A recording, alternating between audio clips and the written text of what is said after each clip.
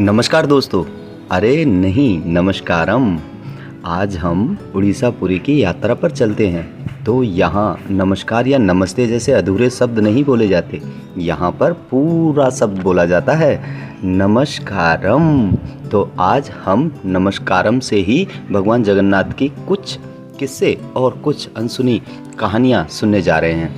यहाँ के खान पान, यहाँ के गांव की कुछ जुड़ी रोचक बातें, और यहाँ पर हम कैसे आ सकते हैं, कैसे ठहर सकते हैं, कहाँ पर रहना, होटल लेना हमें आसानी रहेगी, और कहाँ पर हम बीच पे घूम सकते हैं, ये सारी जानकारी आपको इस वीडियो में मिलेगी दोस्तों।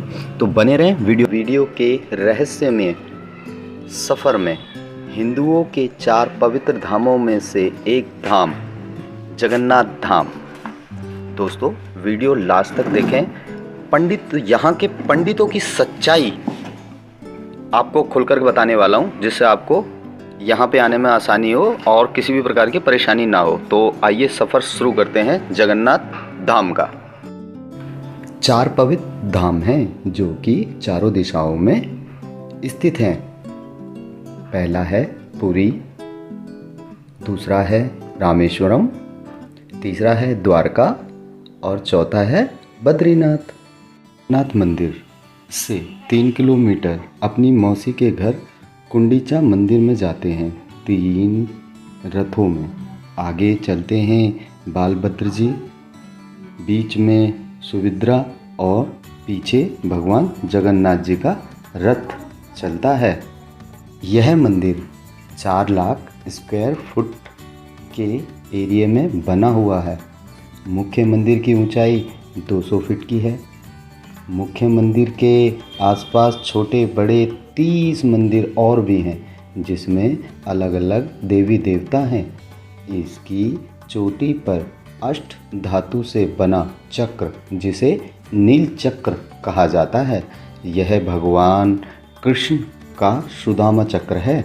इस पर हर रोज़ नया ध्वज फहराया जाता है। अगर इसे एक भी दिन रोक दिया जाए तो कहते हैं कि मंदिर 18 साल के लिए बंद हो जाएगा। मंदिर में प्रवेश के लिए 4 मुख्य द्वार हैं, सिंह द्वार, गज द्वार, अश्व द्वार और बाग द्वार। पूर्णिमा पर जब नहान होता है तो भगवान का स्नान भी कराया जाता है, जिसके कारण उन्हें बुखार आ जाता है और 15 दिन के लिए मंदिर बंद कर दिया जाता है। फिर भगवान का इलाज करवा के उन्हें ठीक किया जाता है और फिर नई देह के साथ उन्हें बाहर निकालकर नगर घुमाया जाता है, जिसे हम रथ यात्रा के नाम से भी जानते हैं। आप मंदिर जाएंगे तो देखेंगे कि मंदिर में प्रवेश द्वार अलग है और निकास द्वार अलग है। इसकी भी एक कथा है। भगवान जगन्नाथ के दर्शन मात्र से ही लोगों के सारे पाप कट जाते हैं। यह बात जब यमराज को पता लगी कि भगवान विष्णु जगन्नाथ के रूप में सारे भक्तों को पापों से मुक्त कर रहे हैं, तब यमराज नाराज होकर भगवान से मिलने आए और कहा, आप ऐसे ही सबको मुक्त करते रहे तो यमपुरी कौन आएगा। तब भगवान ने उन्हें कहा कि तुम मंदिर के प्रवेश द्वार की 3री सीढ़ी पर जाकर बैठ जाओ। जो भी तुम्हारे ऊपर से पैर रखकर बाहर जाएगा तो उसके सारे पुण्य वापस ले लिए जाएंगे। तुम उसे अपने साथ ले जा सकते हो। वह पौड़ी काले रंग की दिखाई पड़ती है, जो कि यमराज के वहाँ बैठने से हुई है। इसी कारण से मंदिर के आने और जाने के द्वार अलग अलग हैं। प्राचीन कथा के अनुसार जब भगवान कृष्ण को माँ गांधारी द्वारा श्राप दिया गया तो वह एक जंगल में जाकर एक पेड़ के नीचे विश्राम कर रहे थे। तो एक जरा नाम का शिकारी ने, जो कि बाली का स्वरूप था, उसने उनके पैर में तीर मारा, जिससे उनकी मृत्यु हो गई। फिर उसने पूरे रीति रिवाज के साथ भगवान का अंतिम संस्कार किया। भगवान का पूर्ण शरीर पंचतत्व में लीन हो गया, परंतु उनका हृदय ज्यों का त्यों बना रहा, वह नहीं जल रहा था। उसने एक अत्यंत अधिक ऊर्जा उत्पन्न हो रही थी। उसे लेकर वह कई व्यापारियों के पास गया, परंतु कोई भी व्यापारी उसे खरीदने को तैयार नहीं था। अंत में उसने उसे एक लकड़ी में रखकर जल प्रवाहित कर दिया। उड़ीसा के राजा थे, विष्णु जी के बहुत बड़े भक्त थे। विष्णु जी उनके सपने में आए और उन्होंने कहा कि वह सुबह नदी पर जाए और वह लकड़ी का टुकड़ा मिले उसे ले आए, उसकी मूर्ति बनवाए। उसने ऐसा ही किया। वह उस लकड़ी को घर ले आया। घर लाकर उसने मूर्तिकारों को बुलवाया, परंतु किसी ने भी भगवान को नहीं देखा था, तो कोई भी मूर्ति नहीं बना पा रहा था। तब ब्रह्मलोक से विश्वकर्मा जी एक ब्राह्मण के रूप में राजा के पास आए और उन्होंने मूर्ति बनाने को कहा। तो राजा तुरंत मान गए, परंतु उनकी एक शर्त थी, उन्हें 21 दिन तक कोई परेशान नहीं करेगा। कुछ दिनों तक तो अंदर से आवाज़ें आती रहीं, फिर कुछ दिन बाद आवाज़ें आने बंद हो गईं। तो राजा की पत्नी को लगा कि ब्राह्मण बिना कुछ खाए पिए मर तो नहीं गया। फिर राजा ने रानी के कहने पर 18 दिन बाद ही गेट खुलवा दिया। अंदर जाकर देखा तो वहाँ कोई नहीं था और आधी अधूरी मूर्तियाँ बनी हुई रखी हुई थीं, जिसमें 3 मूर्तियाँ थीं। पहली बालभद्र जी की, दूसरी सुभद्रा जी की और तीसरी भगवान जगन्नाथ जी की, यानी जग के नाथ, यानी पूरे ब्रह्मांड को चलाने वाले। इसे भगवान वैकुंठ धाम भी कहा जाता है। कहा जाता है कि बद्रीनाथ में भगवान स्नान करते हैं, द्वारका में श्रृंगार करते हैं, जगन्नाथ में भोजन करते हैं और रामेश्वर में आराम करते हैं। हर 12 साल में भगवान की मूर्ति को बदल दिया जाता है। ऐसा इसलिए किया जाता है कि लकड़ी समय के साथ साथ खत्म हो जाती है। माना जाता है कि भगवान का हृदय है, उसे दूसरी मूर्ति में बदल दिया जाता है। हर 12 साल में वो दिन ऐसा होता है कि मंदिर एक दिन के लिए बंद कर दिया जाता है और यह सारी प्रक्रिया की जाती है। तो जो पंडित यह करते हैं उनकी आंखों पर पट्टी और हाथों में मोटे मोटे ग्लव्स बना दिए जाते हैं और पूरी शहर की बिजली काट दी जाती है।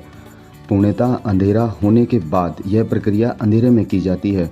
पंडितों से पूछने पर पता चलता है कि जब हाथों में हृदय को पकड़ते हैं तो वह एक जिंदा खरगोश की तरह लगता है, पर उसे किसी ने देखा नहीं होता। माना जाता है कि अगर किसी ने भी उसे देखा तो उसकी मृत्यु निश्चित है, इसलिए पूरे अंधकार में ऐसा किया जाता है।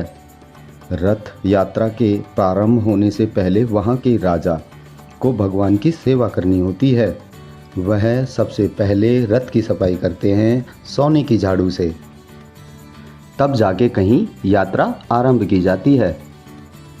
इस मंदिर की चोटी का जो झंडा है वह हवा की उल्टी दिशा में लहराता है।